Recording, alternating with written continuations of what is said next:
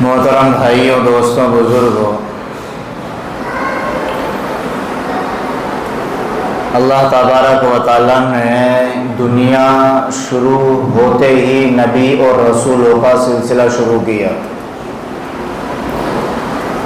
इस दुनिया में जिस इंसान ने सबसे पहले कदम रखा वो हज़रत आदम अलैहिस्सलातु वस्सलाम थे।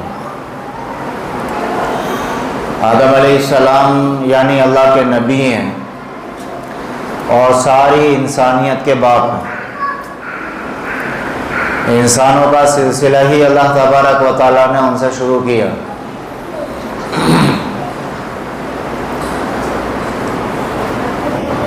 इंसानों का बसेरा अभी दुनिया पर नहीं हुआ है, लेकिन इंसानों पर मेहनत करने वाली हस्ती को अल्लाह ने पहले भेज दी।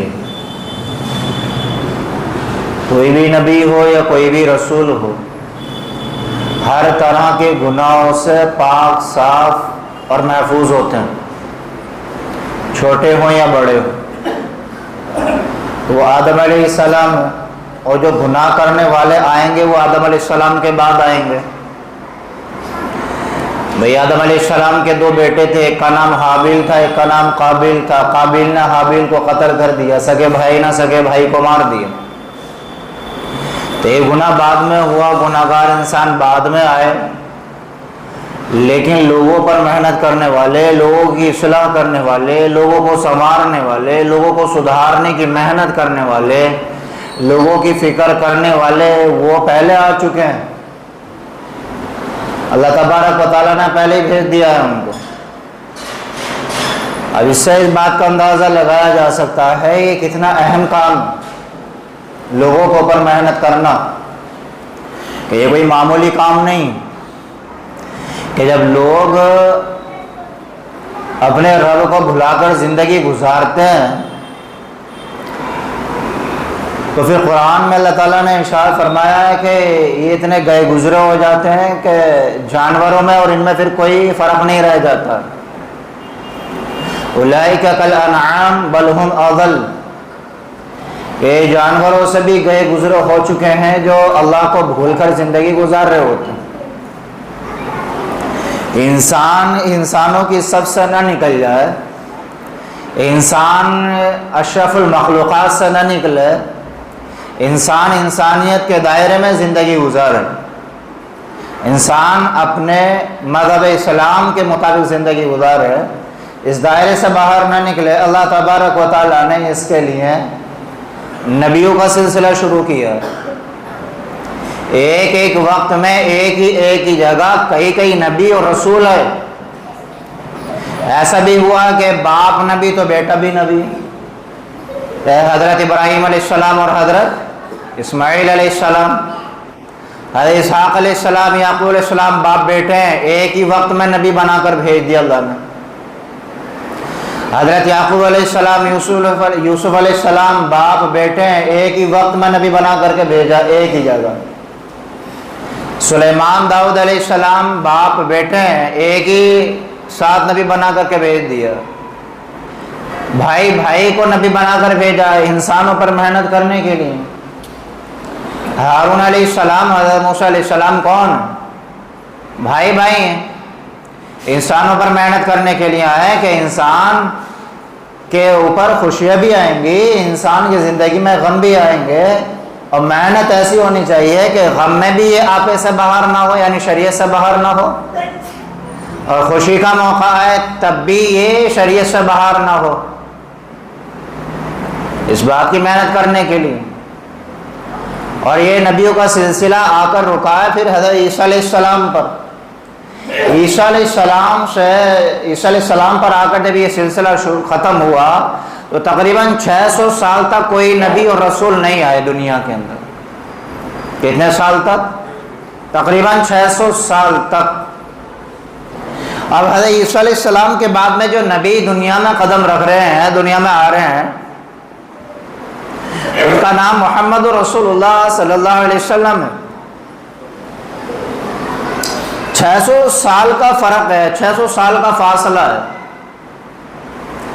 اب وہ دور تو یہ تھا کہ بھئی نبیوں کے سامنے گناہ ہو رہے تھے، نبی یہاں رہ رہے ہیں اور دوسرے محلے میں یا اڑوس پڑوس میں گناہ ہو رہے ہیں۔ بھئی ہارون علیہ السلام، موسیٰ علیہ السلام محنت کر رہے ہیں، اور ان کا چچا کا لڑکا جس کا نام قارون ہے، کس نے نہیں سنا ہوگا نام؟ وہ اتنا بڑا بدماش ہے، اتنا بڑا بدماش ہے کہ زکوٰۃ نہیں دے رہا، موسیٰ علیہ السلام کو ماننے کے لیے تیار نہیں، کہ نہیں کہ میں نہیں مانتا آپ کو، آپ کے رب کو، آپ کی شریعت کو، اپنا مسئلہ اپنے پاس رکھو، اپنی شریعت اپنے پاس رکھو، مجھے تو خوشی میں بھی وہ کرنا ہوگا جو مجھے اچھا لگے گا، اور مجھے غم میں وہ کرنا ہوگا جو مجھے اچھا لگے گا۔ لیکن شریعت کا ضابطہ یہ نہیں ہے کہ خوشی میں وہ کرو جو تمہیں اچھا لگے، شریعت کا ضابطہ یہ نہیں کہ غم میں وہ کرو جو تمہیں اچھا لگے، بلکہ شریعت کا ضابطہ یہ ہے کہ غم ہو یا خوشی ہو، تمہیں شریعت کی حد بندی سے باہر نکلنے کی اجازت نہیں ہے، یہ شریعت کا ضابطہ ہے۔ اور ہم نے جو کلمہ پڑھا لا الہ الا اللہ محمد رسول اللہ، اس کلمے نے ہمیں جکڑا ہے، چاروں طرف سے پابند بنایا ہے اس چیز کا کہ تمہاری خوشی رسول اللہ صلی اللہ علیہ وسلم کے دائرے سے باہر نہیں جانی چاہیے، کہ تمہارا کوئی بھی غم ہے، ٹینشن ہے، فکر ہے، ڈپریشن ہے، کوئی اور الجھن ہے، تمہاری الجھن، تمہاری خوشی، تمہارا غم، یہ جتنا بھی زندگی کا ایک حصہ ہے، محمد رسول اللہ صلی اللہ علیہ وسلم کے بتائے ہوئے طریقے سے دائیں بائیں نہیں جانا چاہیے، کہ جو نبی تمہارے پاس آئے، تمہاری ہدایت کے لیے آئے، اور تمہاری نبی تمہاری فکر کے لیے آئے، تمہارے لیے راتوں کو روئے، اور ایسا روئے کہ کوئی باپ اپنی اولاد کے لیے بھی نہ رویا، ایسا روئے کہ کوئی ماں اپنے لاڈلوں کے لیے نہیں رویا، اپنی بیٹیوں کے نہیں رویا، ایسے نبی ہمیں اللہ تعالیٰ نے بھیجے کہ اس نبی کی زندگی میں خوشیوں کے موقع بھی آ رہے ہیں، غم کے موقع بھی آ رہے ہیں، اور اس نبی کی زندگی کھلی ہوئی کتاب کی طرح امت کے سامنے موجود ہے کہ بھئی ہمارے نبی کی زندگی میں خوشیاں آئیں، آقا نے کیا کیا، ہمارے نبی کی زندگی میں غم آئے، ایسے غم آئے کہ آج تک کسی کی زندگی میں نہ آئے اور نہیں آئیں گے، تو اس وقت میں ہمارے نبی نے کیا کیا کہ محمد رسول اللہ صلی اللہ علیہ وسلم مسجد میں بیٹھے ہیں، آپ کا بیٹا ہے جس کا نام حضرت ابراہیم ہے، 2 سال کے ہیں، اور طبیعت بہت زیادہ ناساز ہو گئی، بہت زیادہ طبیعت بگڑ گئی، ایک صحابی آئے، آ کے کہہ رہے ہیں یا رسول اللہ ابراہیم یجوز بنفسی، یا رسول اللہ ابراہیم کے آخری سانسیں چل رہی ہے۔ اب بتاؤ ایک ہی بیٹا ہو اور 2 سال کا ہو، کتنا پیارا ہوگا جی۔ اور حقیقت یہ ہے کہ یہ دنیا اپنی اولاد سے محبت کرنے ہی اس وقت سیکھی جب رسول اللہ صلی اللہ علیہ وسلم نے اس امت کو محبت کا پیغام دیا۔ یہ دنیا والے اپنی بیٹیوں سے محبت ہی اس وقت کر بیٹھے ہیں، یہ دنیا والوں نے اپنی بیٹیوں کو اپنا جگر کا ٹکڑا، اپنی آنکھوں کا تارا، اپنی آنکھوں کی ٹھنڈک ہی اس وقت کہنا شروع کیا ہے جب رسول اللہ صلی اللہ علیہ وسلم نے اس امت کو تعلیم دی ہے، ورنہ تو کیا مقام مرتبہ تھا لڑکیوں کا، جا کے دیکھو مکے کے اندر آج بھی وہ قبرستان موجود ہے جہاں وہ لوگ اپنی زندہ لڑکیوں کو دفن کر دیا کرتے تھے۔ تو بیٹوں سے محبت کرنا اس وقت ملی جب رسول اللہ صلی اللہ علیہ وسلم نے تعلیم دی، بیٹیوں سے محبت اس وقت کرنا سیکھا انسان نے جب رسول اللہ صلی اللہ علیہ وسلم نے تعلیم دی۔ تو جو خود تعلیم دینے والے ہیں ان کو خود کو اپنے بیٹے سے کیسی محبت ہوگی بھائی، اور بیٹا بھی اکلوتا ہے، تنہا ہے، بیٹے کا نام بھی حضرت ابراہیم ہے اور 2 سال کا معصوم بچہ ہے، اور اس باپ کی کانوں میں آواز پڑ رہی ہو کہ آپ کے بیٹے کی آخری سانسیں چل رہی ہیں، تو باپ کے اوپر کیا گزرے گی؟ رات میں ذرا سارا کوئی بچہ پریشان ہو جائے، بتاؤ ذرا ماں باپ کو نیند آئے گی؟ اور ماں باپ پریشان ہو، بوڑھے ماں باپ پریشان ہو، اولاد کو نیند خوب اچھی آ جاتی ہے، سمجھ رہے میری بات؟ بوڑھے ماں باپ پریشان ہو، شوگر کی وجہ سے پریشان ہو، بی پی کی وجہ سے پریشان ہو، نیند نہیں آ رہی ہے، یا کوئی اور پریشانی ہے، کہیں درد ورد کا مسئلہ ہے، بے چینی ہے، گھبراہٹ ہے، کوئی اور مسئلہ ہے، تو ماں باپ بوڑھے پریشان ہیں، باہر بل بلا رہے ہیں، تو ماں باپ پریشان، اولاد کو تو نیند آ جاتی ہے، لیکن اولاد اگر پریشان ہو تو ماں باپ کو نیند آتی ہے؟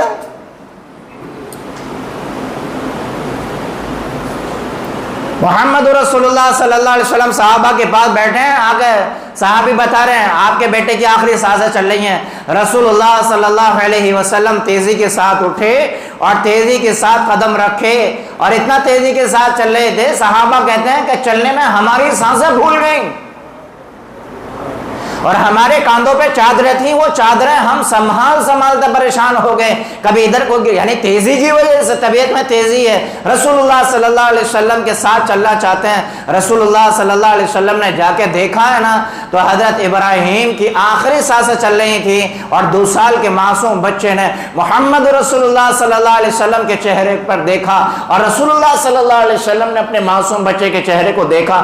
آپ تاب نہ لا سکے، آپ بیٹھے، اور بیٹھنے کے بعد میں آقا رسول اللہ صلی اللہ علیہ وسلم نے 2 سال کے معصوم بچے کو، بیٹے کو اپنی گود میں بٹھایا، اور کبھی آپ اپنے بیٹے کے چہرے کو دیکھ رہے ہیں، کبھی آپ ہاتھ پھیر رہے ہیں، اور کبھی بوسہ دے رہے ہیں، اور اسی درمیان صحابہ نے دیکھا کہ ہمارے نبی کی آنکھوں سے آنسو ٹپ ٹپ زمین پر گر رہے ہیں، کبھی بیٹے کے اوپر گر رہے ہیں، کبھی گود میں گر رہے ہیں، کبھی زمین پر گر رہے ہیں۔ رسول اللہ صلی اللہ علیہ وسلم سے پوچھا، یا رسول اللہ آپ کی آنکھوں میں بھی آنسو؟ تو آقا نے ارشاد فرمایا، ہاں، یہ ایک بیٹے کی جدائی میں باپ کے آنسو ہیں، بیٹے کی جدائی میں ایک باپ کے آنسو ہیں، اور جب آپ روئے تو آپ کے بیٹے کا انتقال ہو گیا، 2 سال کا معصوم بچہ، اتنا روئے اور صبر کا دامن ہاتھ سے نہیں جانے دیا۔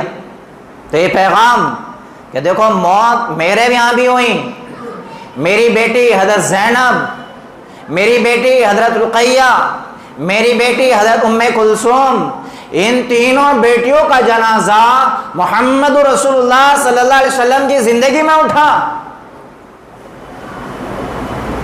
صرف 4 بیٹیوں میں سے ایک بیٹی ہے کہ جن کا انتقال رسول اللہ صلی اللہ علیہ وسلم کی وفات کے بعد ہوا ہے۔ آپ کی سب سے زیادہ لاڈلی بیوی حضرت خدیجہ رضی اللہ عنہا، ان کا جنازہ آپ کے سامنے اٹھا۔ آپ کے چچا جو آپ کے دوست بھی ہیں، آپ کے غمخوار بھی ہیں، آپ کے غمگسار بھی ہیں، اور آپ کے چچا بھی ہیں، اور آپ کے ایسے پروڈکشن اور حفاظت کرنے والے کہ جب تک آپ زندہ رہے آپ کو کسی نے ہاتھ لگانے کی کوشش نہیں کی، ارادہ بھی نہیں کیا۔ حضرت ابو طالب اگرچہ ایمان نصیب نہیں ہوا، ان کا جنازہ آپ کے سامنے اٹھا۔ حمزہ رضی اللہ تعالیٰ عنہ کو بڑی بے دردی کے ساتھ ظالموں نے شہید کیا، ان کا جنازہ آپ کے سامنے اٹھا، لیکن کبھی بھی آپ نے صبر کا دامن ہاتھ سے جانے نہیں دیا، اور جو شریعت کی حد بندی ہے اور جو اللہ تبارک و تعالیٰ کی تعلیم ہے، اس تعلیم سے کبھی آپ دائیں بائیں آگے پیچھے نہیں گئے، اور امت کو یہ پیغام دیا ہمیشہ کہ دیکھو غم ہو یا خوشی ہو، کبھی بھی اپنے رب کو ناراض مت کر دینا، اپنے نبی کا دل مت دکھانا کبھی بھی، اس بات کی تعلیم دی ہے۔ لیکن آج بڑے افسوس کی بات ہے، بڑے افسوس کی بات ہے، آج امت کا غم بھی اس وقت پورا نہیں ہوتا جب تک شریعت کی ٹانگیں نہ توڑ دے، اور آج امت کی خوشیاں بھی اس وقت پوری نہیں ہوتی جب تک کہ شریعت کی دھجیاں اپنے ہاتھ سے نہ اڑا دے۔ غم میں بھی نبی کا ساتھ نہیں اور خوشی میں بھی نبی کا ساتھ نہیں، تو پھر بتائیں ہم کھڑے کہاں ہیں جا کر کے؟ اور حیرت کی بات یہ ہے اگر کوئی انگلی اٹھائے بھی، کوئی زبان کھولے بھی، کوئی قدم آگے بڑھائے بھی، تو جن کی ذمہ داری ہے اس چیز پر پابندی لگانے کی، پھر وہی قدم پکڑ کے کھینچتے ہیں، وہی زبان پر تالا لگوانے کی کوشش کرتے ہیں۔ ارے تمہیں کیا ضرورت پڑی ہے، جو کر رہا کرنے دو۔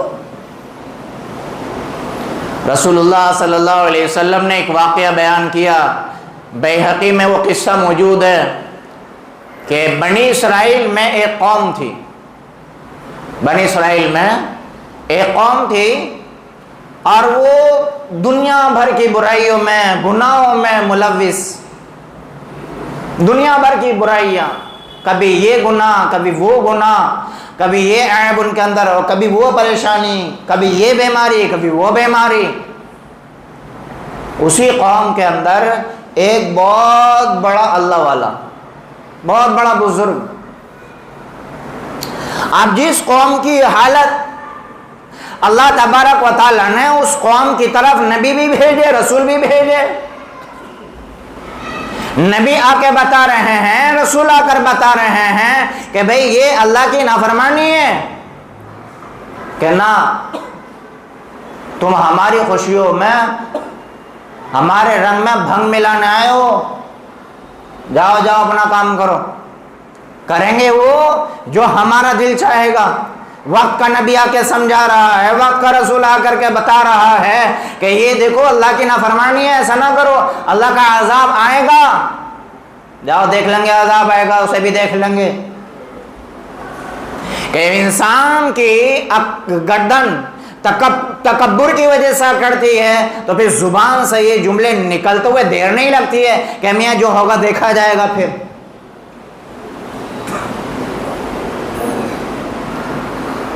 جب نبیوں کا سلسلہ بند ہوا تو ایک بندہ ایسا بھی تھا کہ جو بہت عبادت گزار، بڑا نیکوکار، اللہ تبارک و تعالیٰ نے فیصلہ کر لیا اس قوم کے اوپر عذاب اتارنے کا، عذاب اتارو اس کو اوپر۔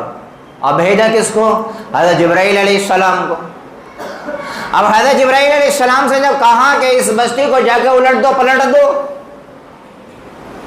اب ذرا سوچو، الٹنا پلٹنا یہ کتنا بڑا کام ہے اور کتنا خطرناک عذاب ہے۔ ذرا ساری زمین ہلتی ہے تو کیا ہو جاتا ہے؟ انسانوں کے پتے پانی ہو جاتے ہیں، مکان چھوڑ کر باہر میدان میں آ جاتے ہیں، گھبراہٹ ہو جاتی ہے۔ اور جب زمین اوپر کو اٹھائی جائے کاٹ کر چاروں طرف سے اور اٹھا کر کے زمین پر پھیٹ پٹ کی جائے تو کیا حال ہوگا اس قوم کا؟ حضرت جبرائیل علیہ السلام سے کہا اللہ تبارک و تعالیٰ نے اس قوم کے اوپر عذاب اتارو، جاؤ جا کے چکھاؤ ان کو مزہ ہمارے قہر کا، ہمارے عذاب کا۔ اب حضرت جبرائیل علیہ السلام نے کہا اے اللہ تجھے تو معلوم ہے کہ اس قوم کے اندر ایک اللہ والا بھی ہے، اور حضرت جبرائیل علیہ السلام نے یہ بھی کہا اتنا بڑا اللہ والا، اتنا بڑا اللہ والا کہ پلک جھپکنے کی برابر اس سے تیری نافرمانی نہیں ہوئی ہے، پلک جھپکنے کی برابر بھی۔ اللہ تبارک و تعالیٰ نے کہا کہ ان سب کے ساتھ عذاب میں اسے بھی شامل کرو، اسے بھی چھوڑنا نہیں ہے۔ کیوں؟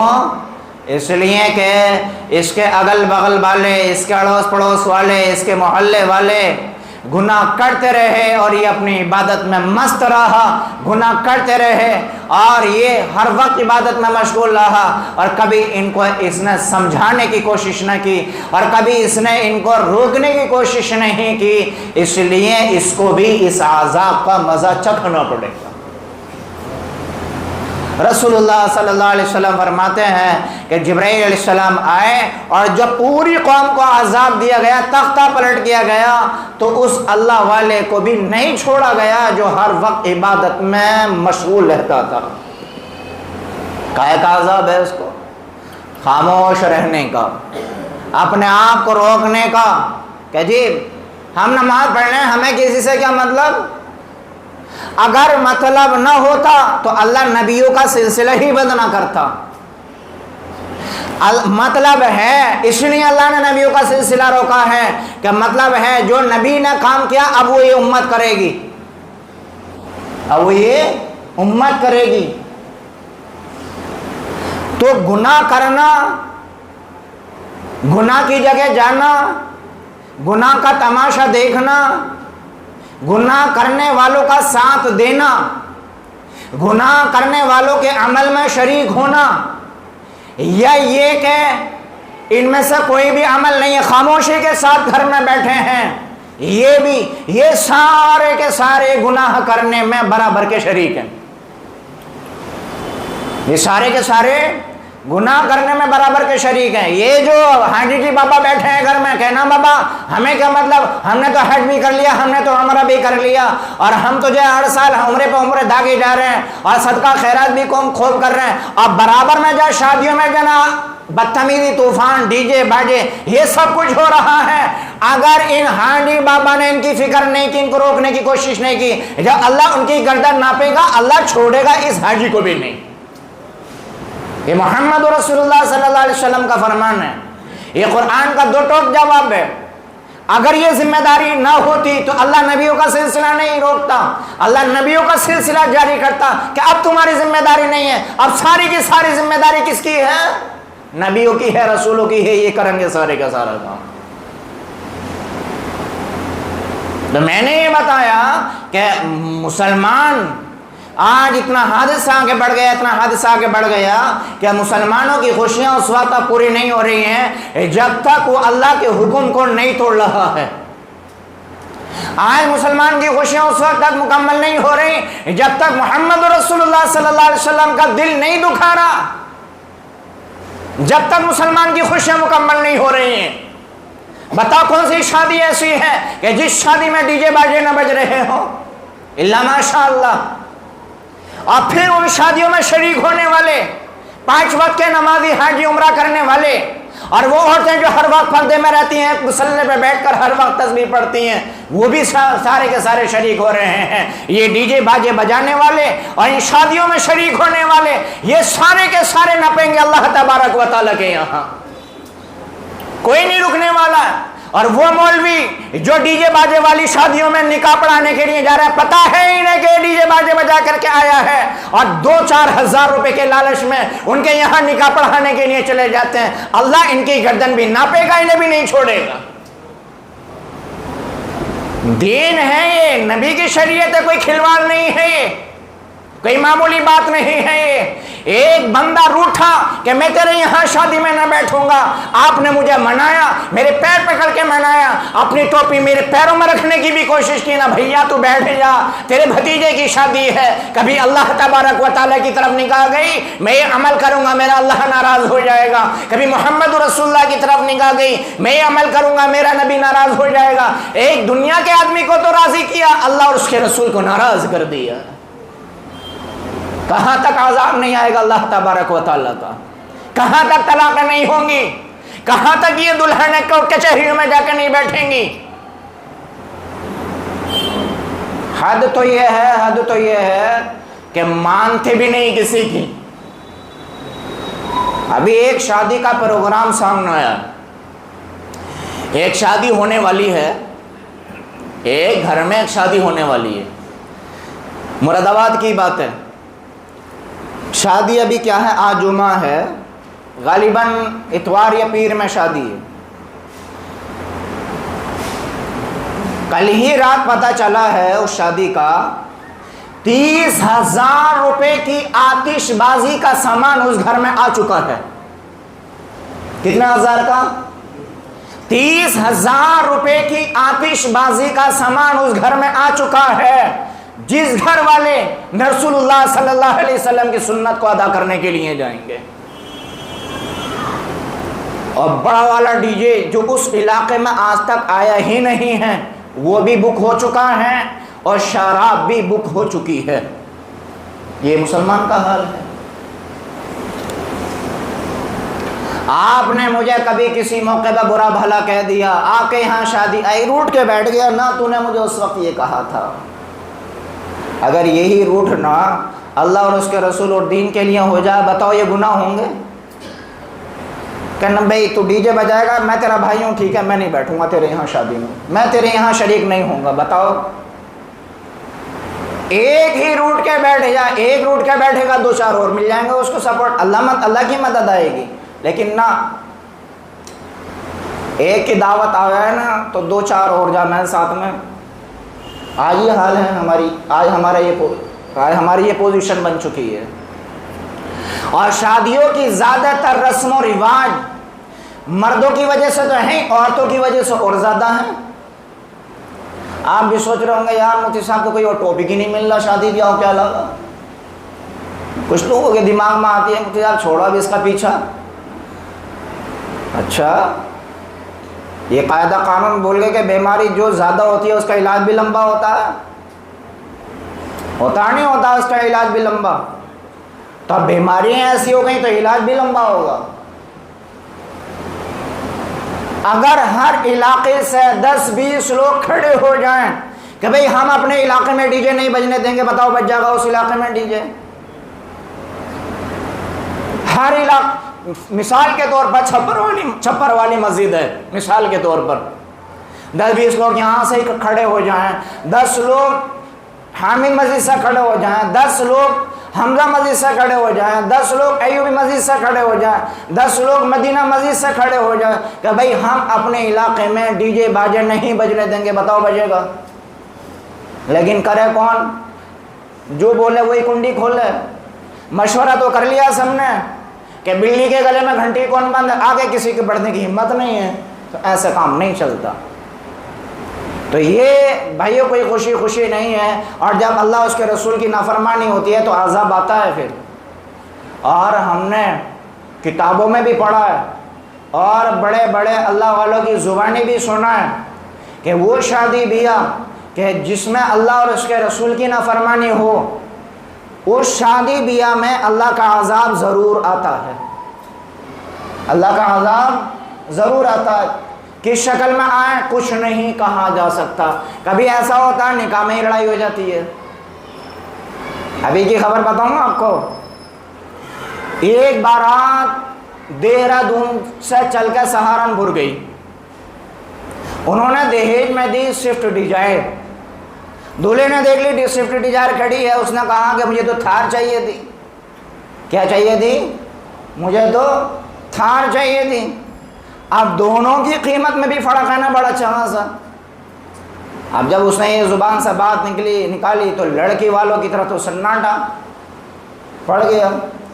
بات کو سمیٹنے کی کوشش کی، کسی طریقے سے بات سمٹ جائے، کم سے کم نکاح تو ہو جائے۔ نہ جی نکاح بھی بعد میں ہوگا، پہلے تھار چاہیے مجھے۔ اچھا، لڑکی والے بھی لڑکی والے ہی تھے، انہوں نے کہا چلو بات کرتے ہیں تھار کی۔ لڑکے کو، لڑکے کے باپ کو، 2-4 لوگوں کو، 10-20 لوگوں کو غالباً ایک بیٹھک میں بند کر لیا۔ بیٹھک میں بند کرنے کے بعد جو باقی باراتی تھے، محلے والے، دور کے رشتہ داروں نے کہا آپ چلے جاؤ، انہیں بنا لیا بندھک۔ اب یہ ڈیمانڈ رکھ لی لڑکی والوں نے، ہمارا 25 لاکھ روپے کا خرچہ ہوا ہے، 25 لاکھ دے دو اور اپنی بارات واپس لے جاؤ، اب ہمیں تمہارے ساتھ اپنی بیٹی کا نکاح کرنا ہی نہیں ہے۔ آگے اللہ کا عذاب، اب ہمیں تمہارے ساتھ اپنی لڑکی کا نکاح کرنے ہی نہیں ہے۔ اب جب ان کو یہ خبر پہنچی تو وہ رونے لگے، ہاتھ پیر جوڑنے لگے، اب نہیں کرنا، اب تو کمان سے تیر نکل چکا ہے، اب بات نہیں ہو سکتی۔ بہت رونا دھونا کر رہے، پولیس تک بات آ گئی، پولیس آ گئی، 15 لاکھ روپے پہ۔ تو اس لیے میرے بھائیو، ہم ان چیزوں کا بائیکاٹ کریں۔ ہمارے پاس، آپ کے پاس شادی کا کارڈ لے کے کوئی آئے، پہلے بات کر لو ڈی جے باجے بجے گا، جی ہمیں تو پتہ نہیں، لڑکے لڑکوں کی بات ہے، تو یہ بھی بہت ٹھنڈا چل رہا نا، لڑکے لڑکوں کی بات ہے، اور ہوتے سارے کے سارے شریک ہیں اس میں۔ بعض دفعہ تو ایسی کارگزاری آئی ہیں کہ لڑکے لڑکے ڈانس کر رہے ہیں، ناچ رہے ہیں، اور لڑکے لڑکے ناچتے پھر لڑکی بھی ناچنے لگتی ہیں۔ ابھی مراد آباد میں ایک نکاح کی بات نہیں کر رہا، مراد آباد میں ایک منگنی کی بات کر رہا ہوں۔ 2 کروڑ روپے کی منگنی ہوئی ہے، 2 کروڑ روپے کی۔ کتنے روپے کی؟ 2 کروڑ روپے کی۔ 1 مہینے کے اندر اندر کی بات بتا رہا ہوں میں، ابھی پرانی بات نہیں ہے صاحب، سمجھ رہے ہیں؟ کہاں چلی گئی آج امت؟ اسی وجہ سے دیکھو آج ہمارے ملک کا ماحول کیا ہے۔ یہ ماحول اجازت دیتا ہے اس بات کی، یہ ماحول اس بات کی اجازت دیتا ہے کہ جو آج ہم طوفان بدتمیزی کر رہے ہیں یہ ہونی چاہیے کہ اگر آپ کا نام محمد لکھا ہوا ہے کہ نام ہٹاؤ یہاں سے، یہ دکان ہٹاؤ یہاں سے۔ بتاؤ ہے نہیں ماحول یہ جگہ جگہ، کتنی آگ برس رہی ہے ہمارے ملک بھارت کے اندر اس وقت، اور خاص طور سے جموں کے بعد میں، لیکن پھر بھی مسلمان ماننے کو تیار نہیں ہے، نہ مولویوں کی مان رہا، نہ اماموں کی مان رہا۔ اللہ معاف کرے، ابھی ایک جگہ ہم ڈی جے بند کروانے کے لیے چلے گئے تو بعد میں خبر آ رہی ہے کہ وہ ہمارے امام تھوڑے ہی تھے جو یہاں پہ بند کروانے آ گئے۔ یہ حالات ہیں، اور اتنی زیادتی کی انہوں نے ہمارے ساتھ، اتنی زیادتی کی، اگر ہمارے ساتھ 2-4 نوجوان لڑکے ہوتے تو فوجداری ہو جاتی، اتنی زیادتی کی۔ لوگوں نے ہم سے کہا رہے ہمیں بتاتے ہم یہ کرتے، نہیں، جو ہمارے پاس تھا ہم نے ان کو وہ دیا، اور جو ان کے پاس تھا ان کی مجبوری تھی انہوں نے ہمیں وہ دیا، ہمیں گلا شکوہ ہی نہیں کسی سے۔ اتنی بے شرمی اتنی بے غیرتی آ گئی لوگوں کے اندر، ہم گناہ کو روکنے کے لیے چلے گئے تو یوں کہہ رہے ہیں وہ ہمارے امام تھوڑی تھے جو یہاں ہے روکنے کے لیے ہیں۔ بتاؤ، اس کو بھی مسلک سے جوڑ دیا، اس کو بھی فرقہ واریت سے جوڑ دیا۔ چلو نماز نہیں پڑھ لے ایک دوسرے کے پیچھے، یہ بھی غلط بات ہے، لیکن ڈی جے بجانا، گانے سننا، ناچنا، کوئی سا مسئلہ کی اجازت دیتا ہے اس بات کی؟ جی بتاؤ، بریلوی دیوبندی اہل حدیث سنی شیعہ کوئی اجازت دیتا ہے اس بات کی؟ کہ نہیں، رسول اللہ صلی اللہ علیہ وسلم سب کے نبی ہیں۔ ایک دفعہ بانسری کی آواز آ رہی، کانوں میں آپ نے انگلیاں ٹھونس لیں اور کہا صحابی سے کیا منحوس آواز آ رہی ہے؟ کہ نہیں آ رہی۔ جب منحوس آواز آنا بند ہو گئی پھر آپ نے کانوں میں سے انگلیاں نکالی۔ یہ حال ہے۔ اور جب ہم وہاں پہنچے تو پوری گلی نوجوانوں سے بھری ہوئی تھی، پوری گلی، سمجھ رہے ہیں صاحب؟ اور وہی نوجوان ہمارے مقابلے پہ آ رہے اس وجہ سے کہ ان گھر کا جو سربراہ تھا سب سے پہلے شروعات اس بندے نے کی تھی۔ جب اس انسان کو، ان لوگوں کو بھرے مجمع میں علماء کے اوپر ذاتی کرتے ہوئے شرم نہیں آئے گی تو علماء کو منبر پر بولتے ہوئے شرم کس بات کی؟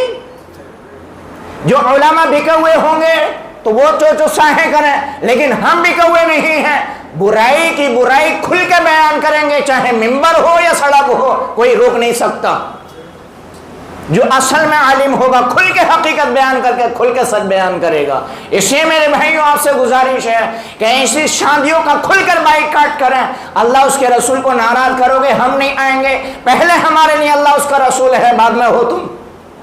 قبر میں پھنسیں گے تم بچانے نہیں جاؤ گے، محمد رسول اللہ صلی اللہ علیہ وسلم آئیں گے، اللہ ہمیں بچائے گا، تم بچانے نہیں آؤ گے، سگی اولاد بچانے کے لیے نہیں آئے گے۔ سادگی کے ساتھ شادی کر رہے ہیں، بتاؤ پھر وہ شادی نہیں ہو جائے گی؟ کوئی کہہ دے گا کہ یہ نکاح نہیں ہوا، تم نے ڈی جے باجے کیوں نہیں بجایا، نکاح میں کمی آ گئی۔ غیر تو چاہتے ہیں کہ ڈی جے باجوں میں لگیں، میرے آپ کے دشمن، نبی کے دشمن، اسلام کے دشمن تو چاہتے ہیں کہ یہ ڈی جے باجے میں لگیں، یہ شراب کباب میں لگیں، یہ عورتیں باجیوں میں لگیں، مسلم نوجوان کسی بھی طریقے سے تباہ و برباد ہو جائے، کہیں کا بچہ نہیں، یہ چاہتے ہیں۔ لیکن ہم سوئے نہیں، آج ہمارا بہت سارا معاشرہ مردہ ہو چکا ہے، سر پہ جو رہنے کے لیے تیار نہیں ہے۔ اور بتائے جس گھر میں 30,000 روپے کی آتش بازی آئی ہے اس گھر میں ابھی تقریباً 50 دن ہوئے ہیں جوان موت ہوئی، یہ حال ہے۔ تو یہ بہت بڑے عذاب کو دینے والی بات ہے۔ ایک حدیث شریف میں حضور صلی اللہ علیہ وسلم نے ارشاد فرمایا، اما عائشہ رضی اللہ عنہ فرماتی ہیں کہ ایک دفعہ رسول اللہ صلی اللہ علیہ وسلم ہمارے حجرے میں آئے، بڑی تیزی کے ساتھ آئے، اور آنے کے بعد میں بغیر بولے مسجد میں تشریف لے گئے۔ میں دیوار سے ٹیک لگا کے بیٹھ گئی، دیکھوں ہو کیا رہا ہے۔ آپ منبر پہ بیٹھے اور بیٹھنے کے بعد میں صحابہ سے کہا کہ برائیوں کو روکو۔ اگر تم نے برائیوں کو نہیں روکا، اگر تم نے برائیوں سے لوگوں کو نہیں روکا، برائی ہوتی رہی تو حضور صلی اللہ علیہ وسلم نے ارشاد فرمایا کہ اللہ تمہارے اوپر ظالم حاکموں کو مسلط کرے گا۔ دیکھو ہو گیا نہیں ہو گیا وہ۔ اور دوسری بات فرمائیں کہ تمہاری دعائیں بھی قبول نہیں ہوں گی، تمہاری عبادتیں بھی قبول نہیں ہوں گی۔ یہ ہو رہا ہے تو دعاؤں کی بھی قبولیت کا اثر ختم ہو گیا، اور ہمارے جو حاکم ہیں وہ ہمارے اوپر کتنا بڑا رحم کر رہے ہیں یہ ہمارے سب کے سامنے ہے۔ تو اس لیے میرے بھائیوں ہم سب بائیکاٹ کریں، کھل کر بائیکاٹ کریں۔ آج دیکھو پورے مسلمانوں کا بائیکاٹ کیا جا رہا ہے بھارت کے اندر، ہمارا آپ کا بائیکاٹ ہو رہا نہیں ہو رہا ہے؟ کہنا مسلمانوں سے مت خریدو، ملوں سے مت خریدو، اور دہشت گردی کا ٹائٹل دیا جا رہا ہے، یہ لیول لگایا جا رہا ہے کہ یہ دہشت گرد ہیں، اور پوسٹر بنا کر اس پر لکھایا جا رہا ہے اسلامک آتنکواد، سڑکوں پر لگایا جا رہا ہے۔ یہ اسلام کو اور مسلمانوں کو ٹارگیٹ کرنے والی بات ہے، لیکن مسلمان کا بائیکاٹ یہ کر رہے ہیں، لیکن مسلمانوں سے اتنا بھی نہیں ہو رہا کہ کم سے کم اپنے اندر اپنے معاشرے میں ان گناہوں کا ہی بائیکاٹ کر دے۔ مسلمانوں سے اتنا بھی نہیں ہو رہا۔ تو پہلے تو ہم اپنے اندر مضبوط ہو جائیں، الحمدللہ پھر کسی کی کیا اوقات ہے کہ ہمارا بائیکاٹ کرے، اور پھر اگر ہمارا کوئی بائیکاٹ کرے تو ہمارے کسی کا بائیکاٹ کرنے سے کوئی فرق نہیں پڑتا، ہمارا رازق اللہ ہے اور رہے گا، اور ہر حال میں وہ ہمارا حامی اور مددگار ہے، ناصر ہے، ہمیں کسی کی مدد کی کوئی ضرورت نہیں اگر اللہ ہمارے ساتھ ہے تو۔ اور اگر اللہ ہمارے ساتھ نہیں ہے تو امریکہ بھی ہمارے ساتھ کھڑا ہوگا، اللہ کی قسم پھر بھی ہمارا کوئی فائدہ نہیں ہو سکتا، سپر پاور طاقت ہمارے ساتھ ہوگی پھر بھی کچھ نہیں ہو سکتا ہمارا، اگر اللہ اس کے رسول ہم سے ناراض ہیں تو۔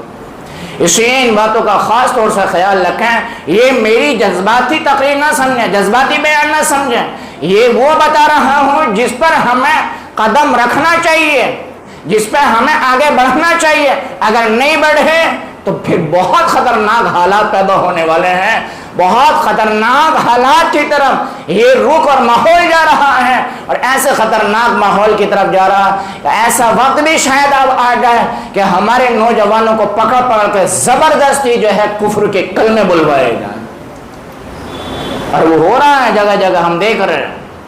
بہت محنت کی ضرورت ہے، مسجدوں سے بھی محنت کی ضرورت ہے، باہر سے بھی محنت کی ضرورت ہے، مردوں میں بھی محنت کی ضرورت ہے، عورتوں میں بھی محنت کی ضرورت ہے، اور بچوں میں بھی محنت کی ضرورت ہے، ہر طبقے پر محنت کی ضرورت ہے۔ رسول اللہ صلی اللہ علیہ وسلم نے ہر طبقے پر محنت کی ہے۔ ہماری مسجدوں میں تفسیر ہوتی ہے، ایک نوجوان بھی نہیں ملے گا، ایک نوجوان بھی نہیں، اور ڈی جے رکھ دو سامنے لا کے، سارے نوجوان آ جائیں گے وہیں۔ آپ ادھر کو چلے جاؤ، فٹ پاتھ پہ سڑکوں پہ بیٹھ کے نوجوان گیم کھیل رہے ہوں گے اور تفسیر میں ایک بھی نہیں ملے گا۔